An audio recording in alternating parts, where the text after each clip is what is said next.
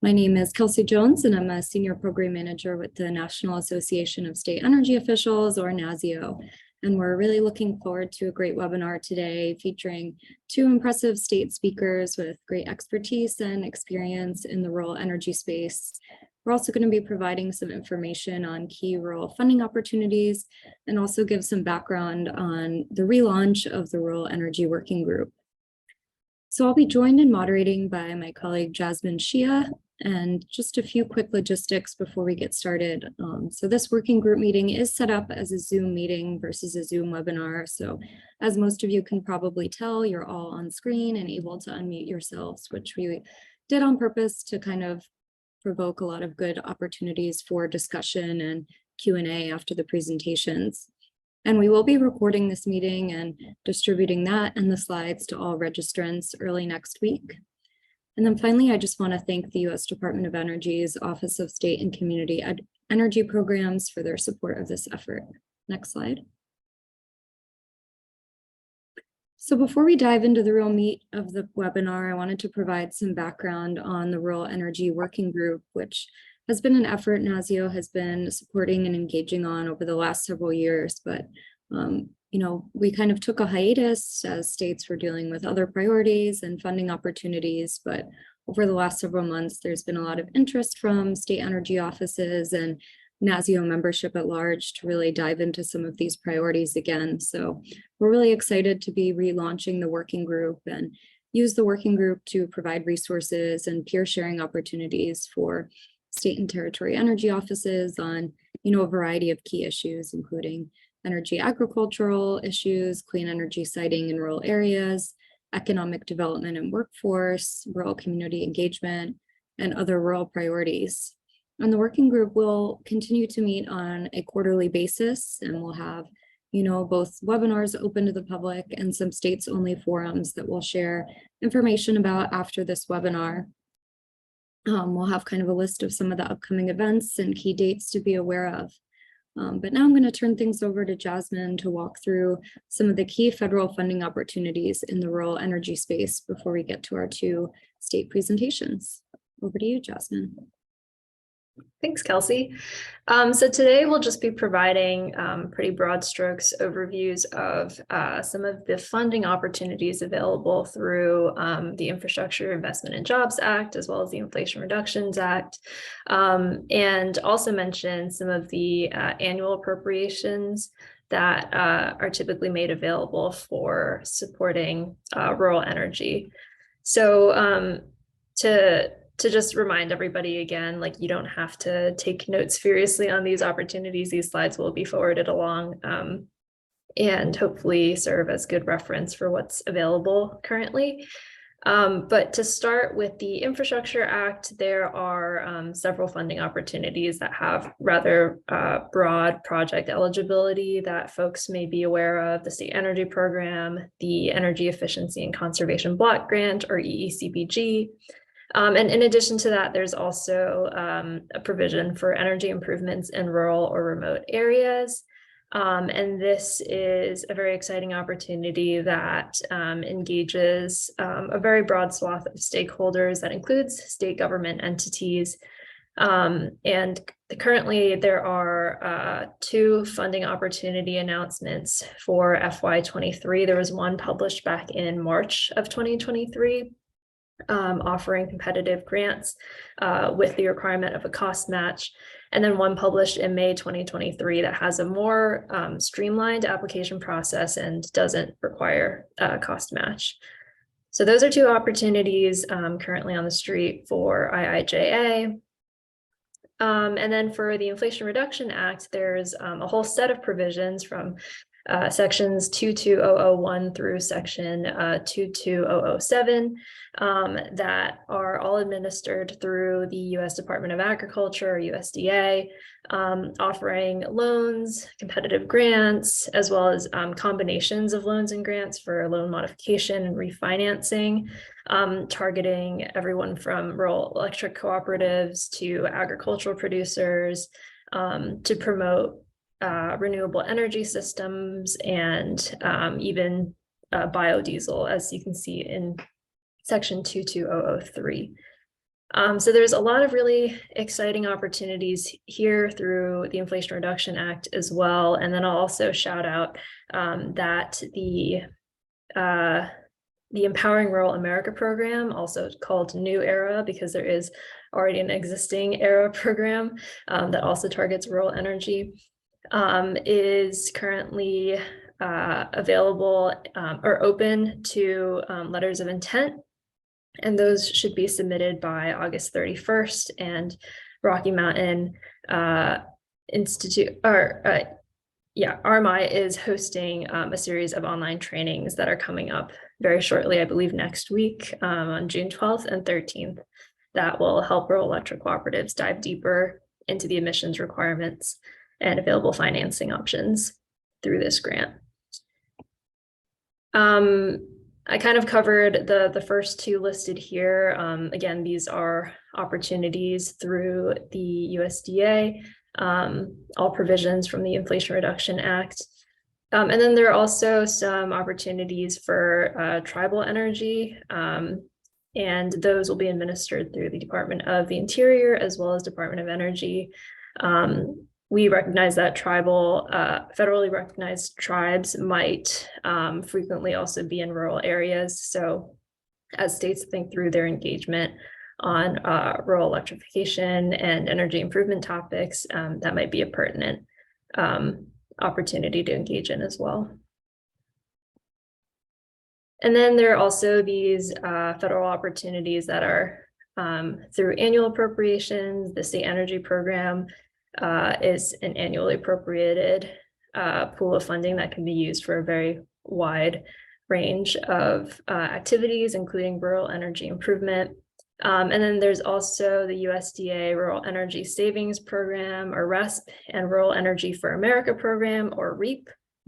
And these were authorized by Congress through the farm bills back in 2014 and expanded to offer through the REAP program $50 million annually. And then REAP was also it was enhanced by the Inflation Reduction Act through an additional $2 billion. So a lot of the program requirements have evolved to increase the minimum grant amounts or the maximum grant amounts, and also have slightly different program requirements. And then the RESP program is in a current application year that offers $90 million in loans as well. So that's kind of like the very quick and broad strokes of what's currently available. Certainly happy to answer questions as you all are able to sit with this in the physical form when the slides are circulated after. But with that, we'll be hearing from two of our state energy office speakers today. So we'll be kicking it off with a presentation from Abby Hassenfuss, Renewable Energy Programs Manager with the Rhode Island Office of Energy Resources.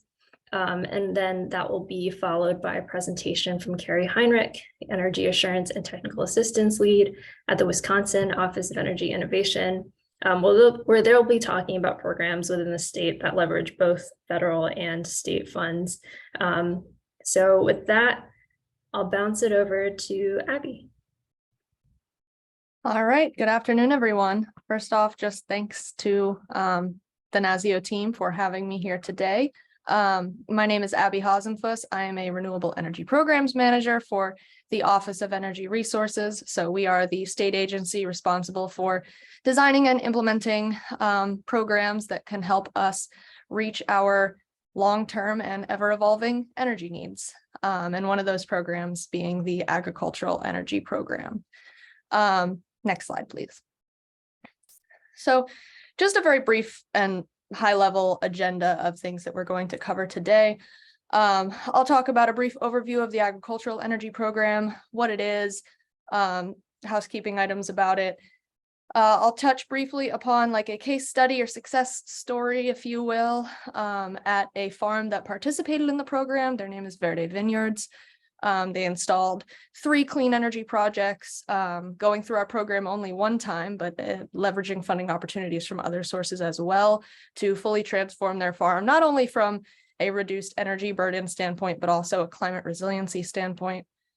I'll talk briefly about leveraging funding opportunities, what opportunities can be paired in tandem with this one, both at the federal and state level, one of which being REAP. So I will talk briefly upon that.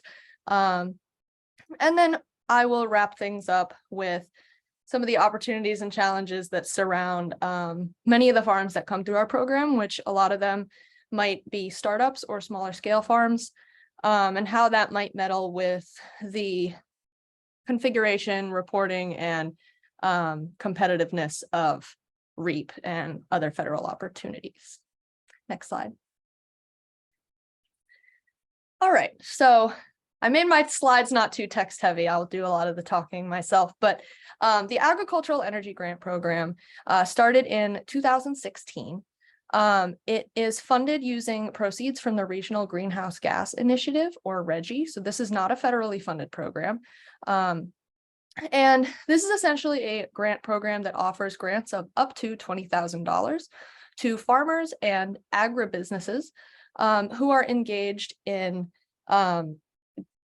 our Department of Environmental Management's definition of an agricultural operation. So essentially, as long as a farm is classified as a farm by DEM, an eligible entity can apply to this program for up to $20,000 to pursue a variety of different clean energy upgrades. But what you may be wondering is, why do we offer such an enhanced incentive to agricultural producers here in the state? And a quick answer is, here in Rhode Island, we acknowledge the agricultural sector as being absolutely vital to our environmental and economic framework. So being the smallest state in Rhode Island, the amount of available agricultural land that we actually have left in this state is becoming increasingly cost competitive with its development value, right? So we have farmers in Rhode Island who want to stay here and make a living, but are wanting to succumb to the temptations to perhaps sell their land so that they can either relocate, maybe go down south, or maybe they just have to terminate the operation altogether. And it's really sad to see the amount of dairy farms, especially, that are closing in the state of Rhode Island. You always hear when I go to farmers markets or outreach events, you'll always hear how many dairy farms are left in the state of Rhode Island. And a lot of them are closing down. And one of the reasons why that's the case is because the energy burden that's experienced by farmers in this state is exceptionally high, depending on the agricultural sector that farm might be involved in, whether it's dairy farming, whether it's vegetable farming, produce, whether or not they do their operation inside or outside. Here on the left-hand side of this picture, we have a dairy farm that went through our program, and they're in Little Compton. And Little Compton, Rhode Island, I know there might not even be any other Rhode Islanders on the call, but Little Compton, Rhode Island is an area of Rhode Island that is very coastally located. Very, very high land prices. And there used to be a lot of farms in this area, and now there are not. So we want to keep farmers in Rhode Island. We want to reduce their energy burden as much as possible. So this agricultural energy grant program essentially helps to eliminate that energy burden, or get it as close to eliminated as possible, so that these farms can save thousands of dollars on their energy bills and take that, saved expenses and invest them in other ways that can benefit the farm. So we know that, agriculture is very energy intensive. And so we hope that farmers will come through this program multiple times, not only to pursue renewable energy upgrades like solar, but also energy efficiency, and understanding the importance of energy management on a much broader scale. And once a farm can understand how to properly, conduct energy management on their farms, what benefits that can really bring about for them. So for example, this Sweet and Salty farm, that's the name of the farm on the left. Back in 2017, when we gave them a grant for $20,000 to do this solar project, they are saving upwards of $5,000 a year on their electricity bills. And electricity prices have gone up a lot since COVID, right? So those expenses are even more so than they were then. Next slide, please. All right, so the Agricultural Energy Grant Program at a glance. This is an infographic that our intern who helps us with outreach puts together every round. And as you can see, this program really does not get a lot of traffic, right? So we are a very small state. We have somewhere in the realm of 1,000 to 1,200, maybe more farms in the state of Rhode Island. It is very hard for us to actually know how many farms are in the state of Rhode Island. And this is one problem that I'm trying to help combat in our outreach and engagement efforts. But since 2016, we've had 55 total projects come through this program. That's even less so amount of farms, maybe around 50 farms have come through this program. And of those 55 total projects, 52 of them have been solar projects, right? So this is a very solar dominated program.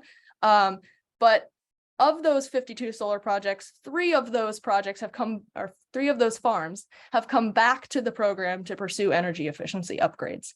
So you are allowed to participate in this program up to 3 times.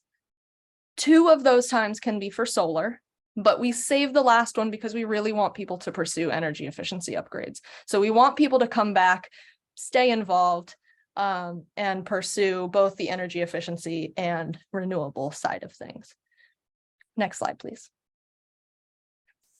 So here's a list of the eligible technologies that can be applied to under this program. So on the renewable energy side of things, we have solar, we have wind. Now, wind has actually never come through this program, not because it's not feasible or because they score lower or anything like that. It's really just more complicated. There's a lot more logistics that go into planning a wind project.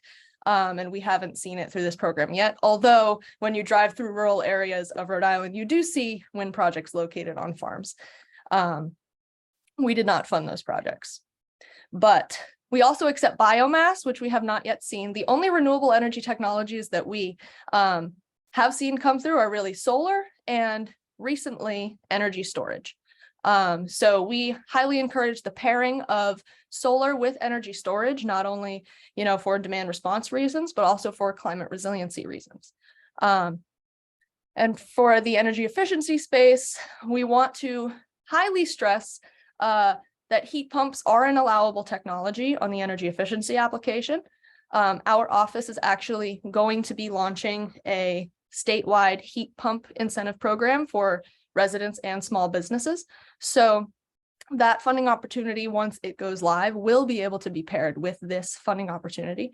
We also cover just basic weatherization measures, right? Like insulation, automatic temperature controls, drives and pumps, farm-related energy efficiency measures that you might not be as familiar with if you're more nuanced to like residential programs. So a farm will get an energy audit, right? An auditor will come to the farm. They'll say, here are all the things that we recommend that you improve. This is what the utility will cover. This is the remaining cost. And then as part of their application to us, they submit what upgrades they plan to work on. And then they can get funding through us to cover that remaining cost as well. Next slide, please. So as an example of pursuing both energy efficiency and renewable energy upgrades, we have, geothermal energy efficiency. So we have 3 different upgrades here. We have the 10.5 kilowatt solar array, a geothermal heating and cooling system, and a 40 kilowatt hour battery backup system. So this is Verde Vineyards. They are a vineyard that's located here in Rhode Island in Johnston. Once these slides go live, I would love for you guys to check out this video. It's located on our website and the link is below. I hope it's clickable. I wonder if I can drop it in the chat, but I don't want to be too distracting. Hold on.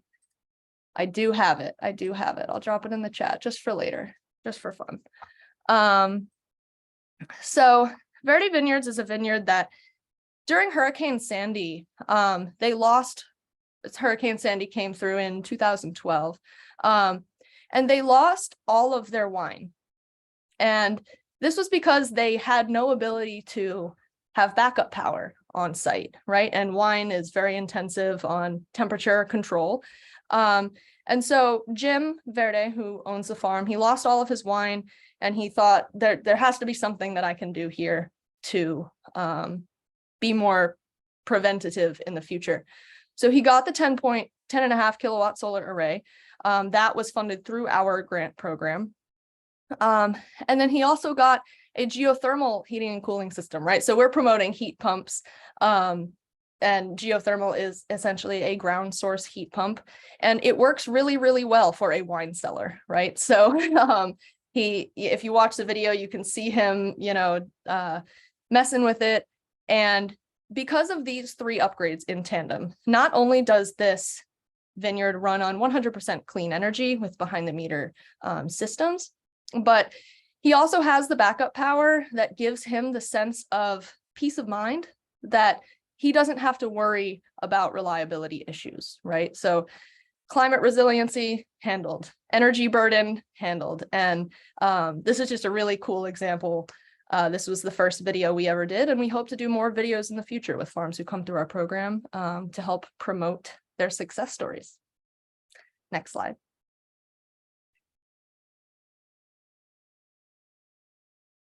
All right, so just a little bit about leveraging funding opportunities. Excuse me. Sorry.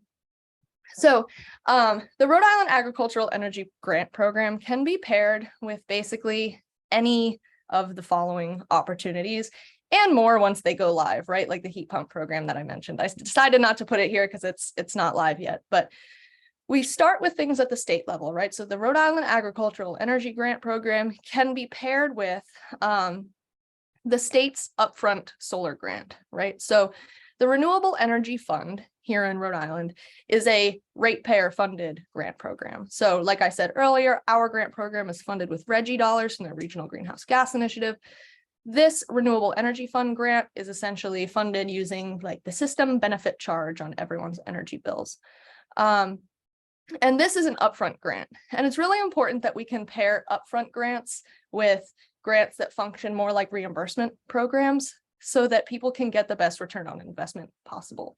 So the Renewable Energy Fund solar grant is applied to by the installer, and then the installer takes that off of the farmer's total project cost. But here in the Department of Administration, our state purchasing department has different rules about upfront grants, right? So what we do is we get a paid invoice for the first 50% of the project, then we pay them back, and then they submit final invoice with a 0 balance, and then we pay them back for the last 50%. So it's really important that we can pair upfront grants with more reimbursable grants because that makes the opportunity a little bit more approachable to farmers who might not have the financial capital to just like directly own a system because solar is quite a financial investment. And this program can be funded in tandem also with the USDA REAP program that Jasmine mentioned earlier. So USDA's REAP program, or Rural Energy for America program, is basically the federal version of this program, but it's a lot more competitive in configuration, in requirements, in eligibility areas and mapping. And so they can be paired, but there are certain aspects, which I'll talk about in a few slides from now, that might impact a farm's ability to apply to this, especially if they might be more of a startup and working on the same land that they live on. Next slide, please. Oh, actually, sorry. And the federal investment tax credit, of course. So the federal investment tax credit is at 30% right now. It'll be at 30% for, I believe, the next decade. And so, again, I'm not a tax professional, but the 30% tax credit the following year that the farm files their taxes, so long as they have the tax liability to offset that credit, right, they can claim back what is essentially a dollar for dollar reduction in the taxes that they would otherwise owe to the federal government. So all these things paired in tandem on a solar project, we are seeing returns on investment that are in like the less than 5 years range for farms that might be on a smaller scale, which is really, really great. And it's great to, I've been managing this program since June of 2022. So a year now. I've been at the office since February. And soon I will be seeing projects that I helped to get through the door at the very beginning that are already seeing like meeting their payback periods, maybe by next year, which is fantastic. All right, now next slide, sorry. All right, so this is just a slide all about the REAP program. So one of the things that this program offers that we don't offer is loan financing, right? So we're a grant program. They are essentially a grant program for the same list of eligible technologies, but they also do guaranteed loan financing. So that can be really helpful if a farmer needs, for example, to get an upfront grant from us, and then they want to finance the rest of the project. That's doable, not the rest of the project. It's USDA REAP has like funding caps. As Jasmine mentioned, the passing of the Inflation Reduction Act changed the maximum percentage of project costs that can be covered by REAP from 25% to 50%. So now a farm can apply for the $20,000 grant and they can get up to half of the project cost financed, or a grant directly from USDA. And so this again includes energy efficiency and renewable energy projects. But right, we have the Rural Energy for America program. So this program does have a rural requirement, not for agricultural producers, believe it or not, but actually for the small businesses that apply. So the one way that this program does differ from our program, not only in the loans, but we do not do small businesses, right? The Renewable Energy Fund, that ratepayer funded grant, that's the solar grant for small businesses. However, if you are a farmer in Rhode Island, you do not have to meet the rural requirement, or actually at a nationwide level, I apologize. You do not need to meet the rural requirement if you are a farm. You need to meet the rural requirement if you are a small business or like an agribusiness, and not like an actual agricultural producer. And the way that REAP does this actually is by using like GPS mapping online. So you go to a website, you type in your address, and if you are within a census tract that is deemed eligible, you're okay. And if you are not in a census tract that's deemed eligible, you're out of luck. And the way that it was explained to me by USDA representatives was you could have somebody across the street from you who is in an eligible census tract, but if you are not, there is no way that you can make an exception for that. So that is one of the barriers with this program. However, it has much higher funding caps than we do. We do $20,000. I don't have the numbers on the slides here, but I believe depending on the grant round, it goes up to, I believe, $250,000 or $500,000, depending on the type of upgrade that you're pursuing. So much larger pot of funds that we're working with, obviously. But the funds can be used for small and commercial scale solar, small and commercial scale wind, heat pumps, all of that. So this is a funding opportunity that can be paired with ours. And we do see quite a few farms who have come through our program have leveraged this opportunity as well. All right, next slide. So one of the big problems though with this program, with REAP, is for the purposes of pairing the opportunities, is that USDA does not allow any bleed through or meddling with the residential off-taking and agricultural energy load. So for example, a lot of farms in Rhode Island, people are living off of the land that they work on, right? So that might mean that their meter could be located on the side of their house. Maybe their meter is located on the barn, but maybe there's a wire that goes, to the house, and there might be a little bit of residential offtake there. Essentially, REAP will not allow any of that. So if for any reason, your residential meter and the electrical load that you use for your agricultural operation, if those are meddled at all, USDA REAP says that you have to contact your electric utility and separately meter your agricultural load to be separate from that residential energy load, and then reapply. And of course, getting the utility out there and replacing that meter, all of that has additional costs. Those costs, unfortunately, cannot be covered through our program, the Agricultural Energy Program for Rhode Island. another thing that's unfortunate is you can't use our grant funds to establish electricity service at a new farm.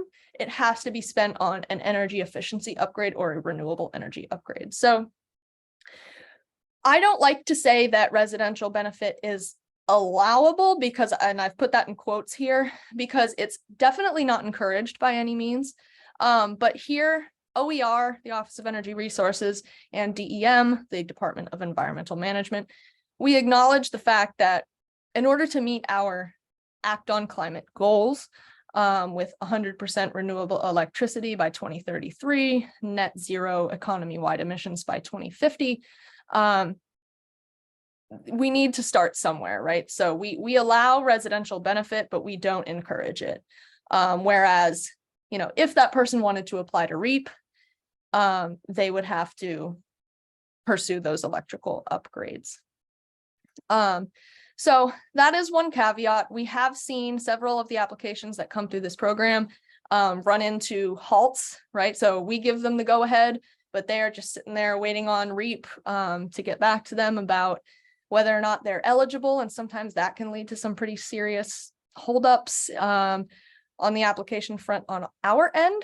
But other than that, I am pleased to say that I'm pretty proud of our program participant timelines since I started here. So I love to, you know, help the farmers navigate the process and help them along the way if they get stuck, and actually being able to be a small program that can provide that level of technical assistance carries a lot of weight, especially, you know, once everything is all interconnected. I love to go to the farm afterwards and hear them, you know, praise the support that like we were able to actually provide them, because you really don't get that level of guidance with federally funded programs, because I mean, can you blame them? Federal agencies, they have a lot going on, right? I do too. I wear many hats. This is one of many things that I work on in the office, but I take pride in it and like to help out the farmers in any way I can.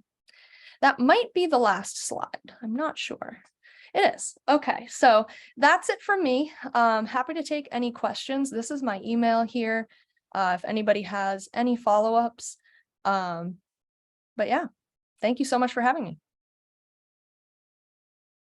Thanks so much, Abby. We'll do a Q&A after both of our presenters present their content. So I guess we'll pivot to you, Carrie. Thanks. Go ahead. So hi there, everyone. I'm Carrie Heinrich. I'm the Energy Assurance and Technical Assistance Lead for the Office of Energy Innovation. Thanks for having me here. So you can go to the next slide.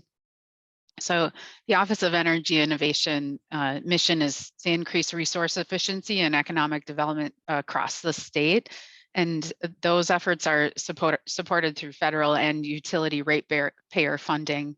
So, you know, every state energy office has access to federal funds, and our office also administers the Focus on Energy program, which is, if you go to the next slide, it's Wisconsin's statewide energy efficiency and renewable energy program, and it's funded through our electric and natural gas utilities.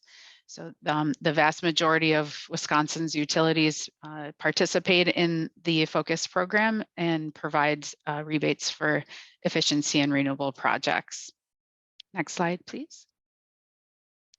So that said, you know, we have a situation where we have a lot of Wisconsin's residential and non-residential properties using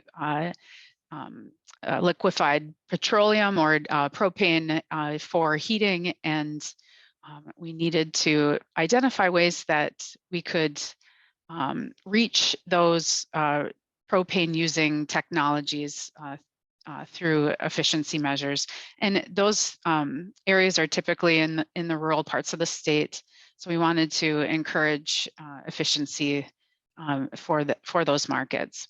So and then next, Abby mentioned ag being extremely energy intensive, and crop drying is particularly intensive, and depending on the harvest. And propane is used for crop drying typically in the fall, and right as homeowners are purchasing fuel supply for their heating season. So this creates a substantial risk to the state's energy security, and we wanted to really try to address that through some level of programming. And then last, we have limited funds to support propane savings. So we wanted to, optimize the funds that we have available. We're using SEP funding, but as you can see in the figure, we have 2/3 of petroleum usage in Wisconsin as residential, and the potential for residential propane heating really can achieve 8 times more savings annually compared to the ag market that we're targeting, but we also would have to invest about 10 times more incentive budget than our current program has available, and far more administrative costs than we have right now, because we need to invest in capturing upwards of 4,000 propane heating unit rebates annually, compared to about 200 measures that we are incentivizing through our propane program. So next slide. So we are administering through OEI a rural and ag propane program. Our objectives are to really design a program to address those 3 major challenges, and hope to support rural customers' access to focus on energy benefits. So couple those propane savings with electric savings, and increase energy efficiency and economic growth throughout the state. Next, increase the state's energy security by decreasing ag propane usage right at the height of heating season. Propane is shown in the pink area of the state on the slide, so the non-natural gas service areas on that map. And then last, we want to encourage projects with really strong per measure propane savings. So we were targeting crop drying and various specific ag supported measures. Next slide. So we really wanted to capture the momentum of the Focus on Energy programs. So we're utilizing that platform and brand to deliver our outreach and marketing tactics. So they include a dedicated web page and a handout to promote the specific propane incentives available through the program. And we also have a network of Focus on Energy advisors that are specific to the ag market.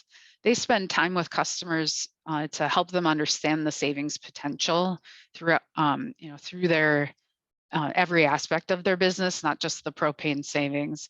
And then we also address, building a network of trade allies that would deliver those heating savings and electrical savings. We try to get them comfortable with promoting the incentives directly to customers through a qualified equipment or through their qualified equipment. So Focus also uses traditional marketing tools, and some of them are really effective with the ag industry, like radio slots on specific stations, and then participating in specific events that target the ag customer. Next slide. So here are the specifics of the program, of who is eligible and what we're offering for this incentive. So both the farm and the household are eligible for our program offers. So that's really nice coupling to try to capture savings where REAP might not be able to, where REAP might not be available to the customer. And these customers can typically also get additional Focus eligible incentives that are available exclusively to rural residents, and that includes bonus incentives for solar projects in rural zip codes. But to encourage deeper participation and support Focus on Energy's rural goals, which are part of the Focus on Energy's strategic plan, the participant has to work with a Focus on Energy advisor and have service through a participating electric utility to apply for funds. And the advisor would work with the farm to identify the potential savings that are available. So we really try to capture, the best amount of savings available at each property, and engage fully with the customer to identify, current or future savings that they could get through both of our programs. So next slide. So here's an example of a successful project that provided support and incentives for all of the opportunities available on the farm. So Rural Acres, which was selected to host last year's Wisconsin Farm Technology Days, which actually has last year counted at over 46,000 attendees. It's located in Loyal, Wisconsin, very rural, and it doesn't have access to natural gas service. Its owners invested in a new robotic milking parlor and received over $4,000 from the Focus Core and Rural Incentive Programs for lighting, VFDs, and plate coolers, and then over $1,400 for their propane water heaters and a boiler. Next slide. And then I know I hit on crop dryers, pretty quickly, but that's really our target in terms of energy security. And we've seen some really great success there. So we estimate the replacement market for crop dryers in Wisconsin at about 50 per year total overall, so regardless of efficiency. And over time, we've seen some good increase in that market share. Through this program, we've helped push farmers to invest in energy efficient dryers, particularly due to continued increases in the trade ally market buy-in into these rebate programs. So between 2016 and 2018, when the program wasn't operating, 7 unique trade allies participated in the grain dryer incentive offering. So when we launched the program in 2019, and between late 2019 and 2022, participation increased to 21 unique trade allies, so a tripling of trade ally network that's offering those incentives. And the propane incentives are really beneficial for trade allies in that they don't, they're beneficial in promoting efficient grain dryers across heating types. So they're promoting focus on energy, natural gas grain dryer incentives as well. So many of them, where many of them did not in the past. So they found it too challenging or time consuming for them to learn about the focus incentives when it wasn't always applicable to their projects, or they didn't want to go through the process of verifying whether a customer was eligible for either of the incentives. So one example of that is Calumet Dryer. They rarely participated in Focus on Energy prior to 2019. And since launching, and when I say rarely, I mean, we're less than a dozen projects. And since 2019, they've completed 237 projects through Focus on Energy, with 104 of them being propane and 3 of those being large grain dryers. So this trade ally didn't have to change its, the way they were promoting grain dryers, just had to find qualified equipment and then promote them regardless of fuel type. So if we remove those propane dollars, Focus can be seen as overly complex and may stop promoting it. So resulting in lower projects overall for the whole of the state and the Focus program. All right, next slide. So other challenges. So, in our partnership with the Focus team, so, as a state energy office, we contract out the Focus program to an administrator who then subcontracts the work to implementers.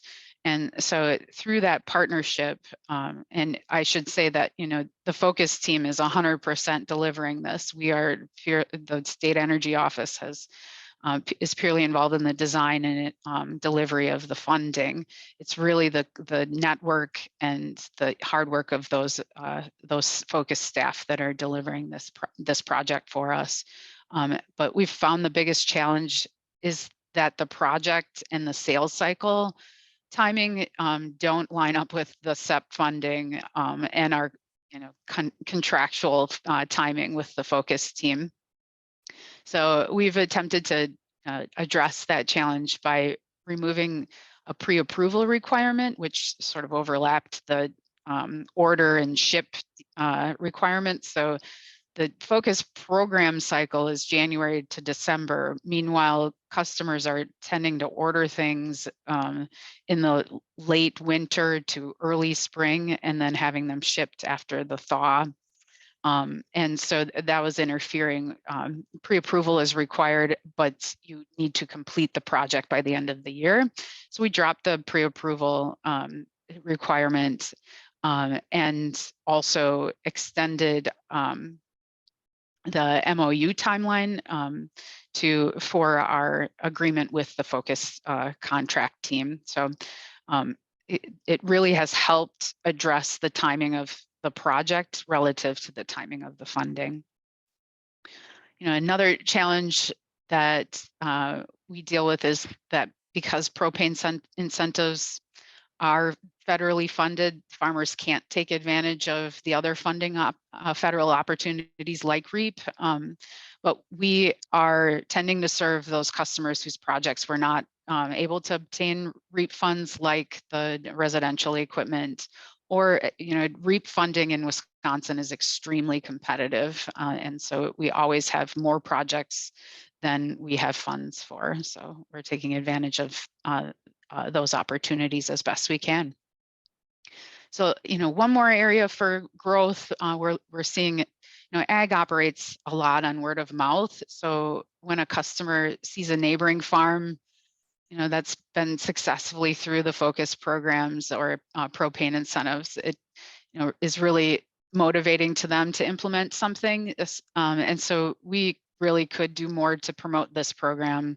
It just sort of becomes an afterthought sometimes. So following up to capture those success stories is really, it really helps expand the ag market in particular. So, all right, I think that's it for me. And thank you so much for the opportunity. Thanks so much, Carrie. Yeah, that is your last slide. Kelsey, do you want to kick us off for the Q&A? Sure, yeah, thank you so much, Carrie and Abby, and Jasmine, you can feel free to stop sharing, and if anyone wants to raise their hand to ask questions, feel free, or continue to put them in the chat. But for now, Carrie and Abby, I'm gonna pose a question that came in from Samuel Anderson with the Colorado Department of Agriculture, and he said, for both of you, what would you say is the single hardest aspect of engaging with ag producers or implementing projects in your renewable energy program? And either of you feel free to jump in.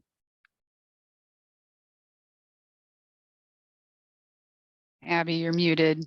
I just noticed. I can start with that one. I would say that one of the greatest challenges that I have seen in the year that I have taken over this program is with farm associations that might be doing their farming on land that has a preservation easement on it.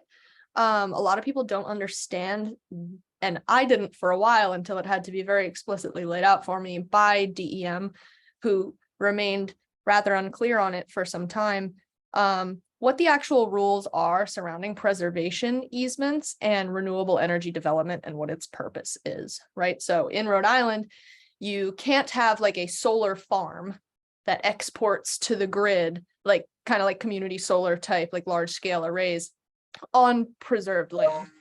But if that solar array is serving the agricultural energy load, then it is allowed.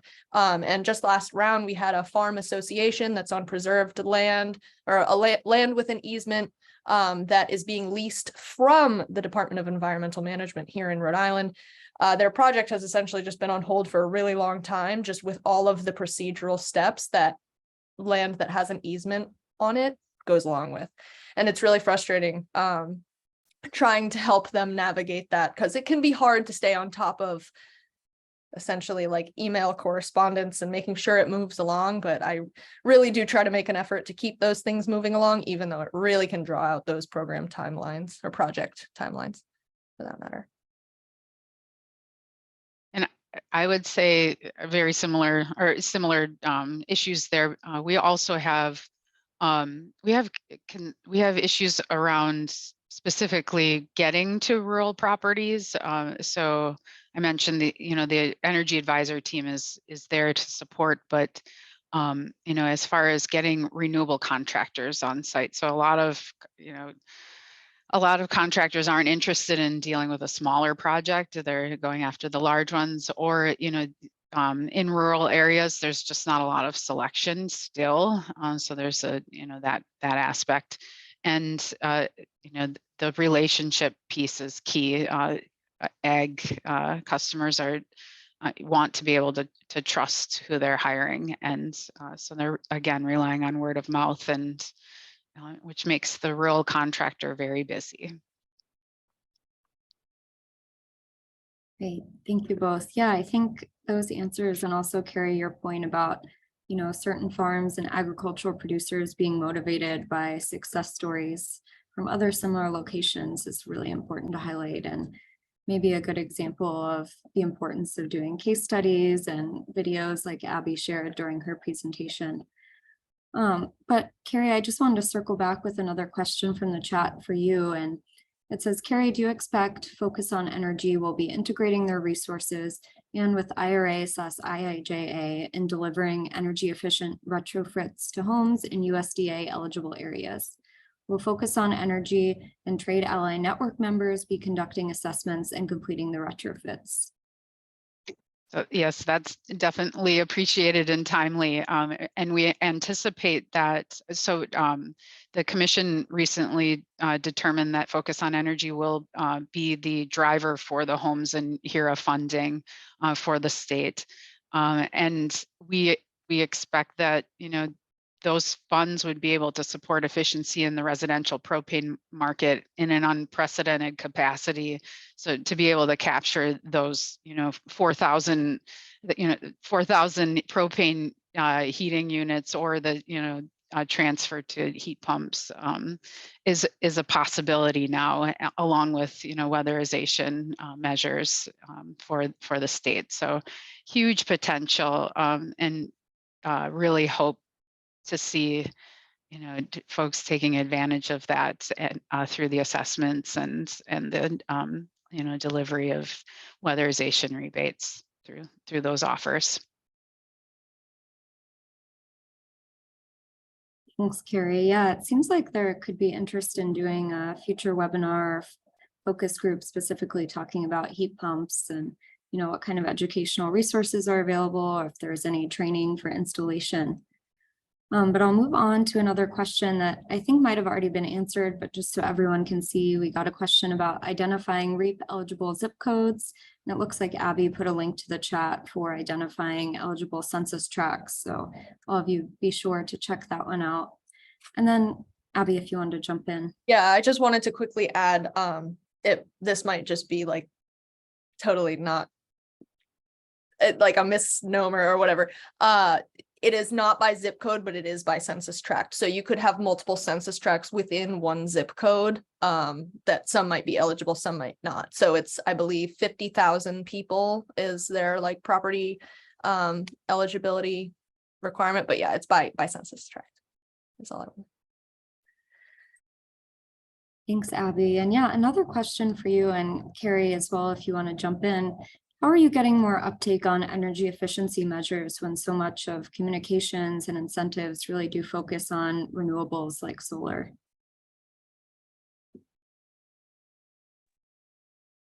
Should I start? Yeah, go.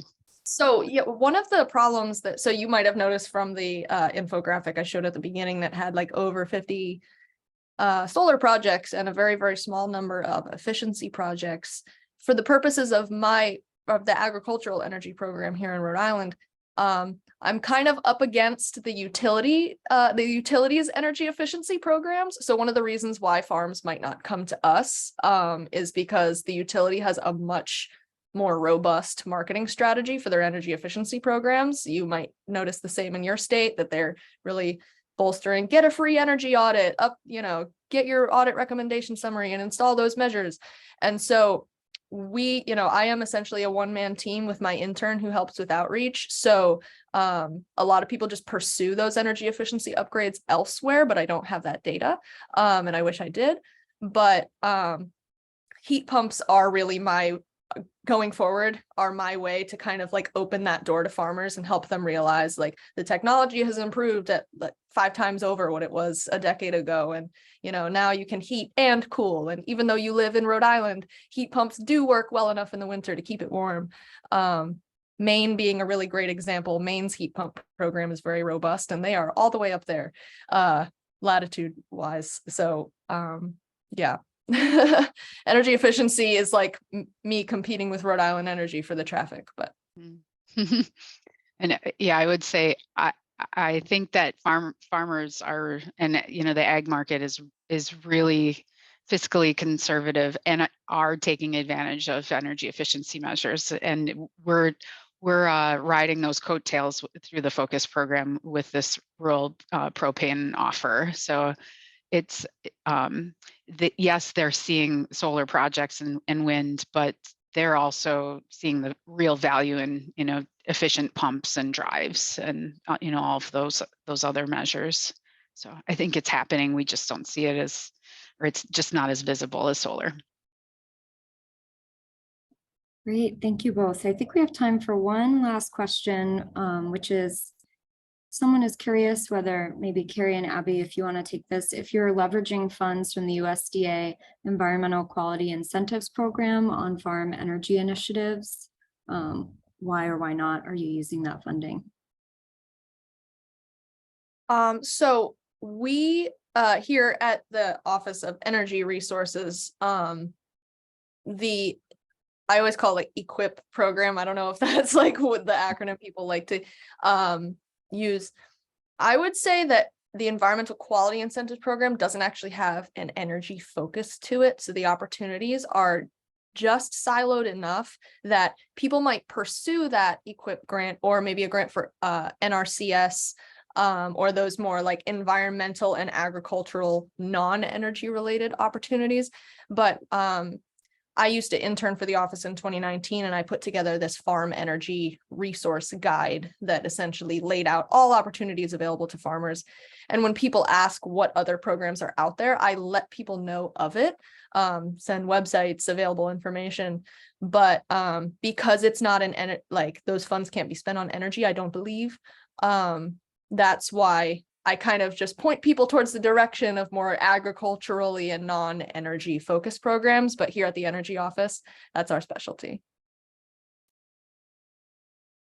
Great, really helpful. Thanks, Abby. And yeah, I put a link in the chat to that specific program, but we're coming up on time. So I know we didn't get to everybody's questions, but we'd be happy to engage with you all over email, connect you with Carrie and Abby if there's anything they can be of help with. But we wanted to quickly pull up one last slide with just some of our next rural working group events. And we just want to say thank you again to Carrie and Abby for participating in this meeting and for the really comprehensive and informative presentations and discussions.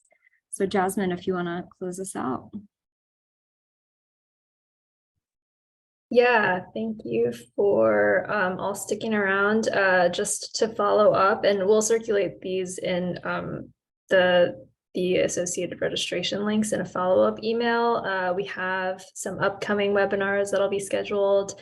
And then also note we'll be offering like half an hour either after or before those sessions for state only forum exchanges. Otherwise, these webinars will be equally as educational, hopefully, as today's session. So thank you so much, Carrie and Abby, but be available for both states and affiliates, so all NASEO members. And also of interest, Kelsey, I guess you could also take a stab at describing this since you're the one leading it.